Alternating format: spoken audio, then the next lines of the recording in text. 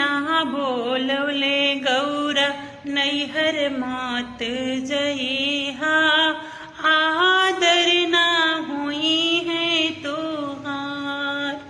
जाए के जइहा बाकी एके दो दिन रहिहा, भले नैहर स्वर्ग के द्वार।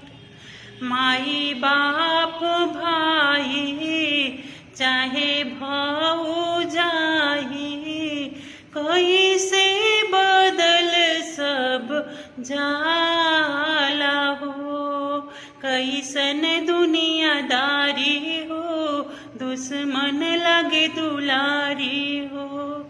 मनवा के बतियाना के करो से कहिहा, कतही ना मिल